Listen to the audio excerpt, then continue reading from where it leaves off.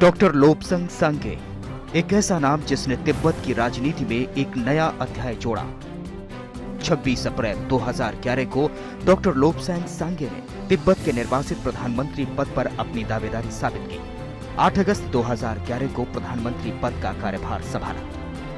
धर्मगुरु दलाई लामा ने भी औपचारिक तौर पर उन्हें तिब्बती मामलों में सक्रिय भागीदारी संभालने को कहा।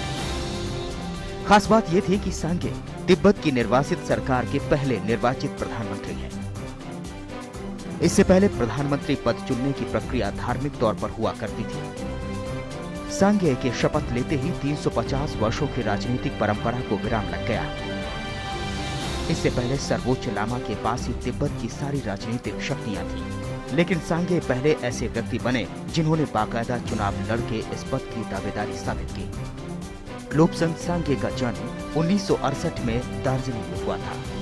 इन्होंने दार्जिलिंग के तिब्बत रिफ्यूजी स्कूल से शिक्षा ली और दिल्ली विश्वविद्यालय से बीए ऑनर्स और एलएलबी किया। 1995 में लोब्संग सांगे को फुल ब्राइट स्कॉलरशिप मिली और वो हार्वर्ड के लॉ स्कूल में एलएलएम की शिक्षा के लिए चले गए। हम पढ़े तो तिब्बती रेफ्यूजी स्कूल में, वहाँ से बड़े होकर दिल्ली यूनिवर्सिटी गए। उसके बाद हार्वर्ड लॉ स्कूल गए थे मास्टर्स डिग्री के लिए। हम पीएचडी करे वहाँ पे, और हार्वर्ड लॉ स्कूल में हमारा काम जो था सीनियर फेलो करके अपॉइंटमेंट हुआ था। पर सब अब छोड़ के, अमेरिका छोड़ के, हार्वर्ड लॉ स्कूल काम साम छोड़ के हम भारत वापस आए हैं, क्योंकि हम तिब्बती देश और तिब्बती जनता का सेवा करने के लिए। काफी साल तक सांगे अमेरिका में रहे, लेकिन उनका दिलो दिमाग तिब्बत की आजादी का सपना देख रहा था। शायद यही कारण था कि वो अमेरिका छोड़कर भारत आए। इनके व्यक्तित्व में हमेशा से ही एक लीडर की क्वालिटी थी।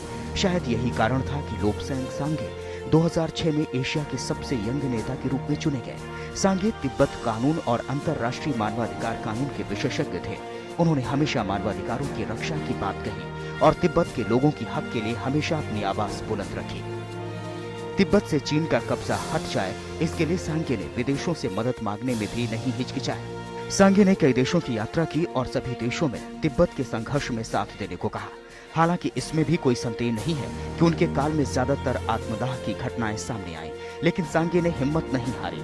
उन्हें यकीन है कि तिब्बत एक दिन आजादी की सांस लेगा। तिब्बती धर्मगुरु दलाई लामा तिब्बत वापस लौट कर आएंगे। उनका कहना है कि जब तक तिब्बत में आजादी बहाल नहीं हो जाती, तब तक वो विश्व भर में रह रहे समस्त तिब्बतियों से आह्वान करेंगे और विश्व भर में हो रहे आंदोलन को मजबूती और समर्थन देते रहेंगे। सांगे ने कहा है कि उनका संघर्ष न तो चीनी लोगों और न ही चीन से है, बल्कि चीनी सरकार द्वारा तिब्बत में अपनाई जा रही मानवाधिकार अधिकारों की हनन और दमनकारी नीतियों के खिलाफ है। तिब्बत में सांस्कृतिक और आर्थिक नुकसान और पर्यावरण ह्रास को स्वीकार नहीं किया जा सकता। तिब्बत शांतिपूर्वक समाधान में विश्वास रखता है। ब्यूरो रिपोर्ट, जनता टीवी।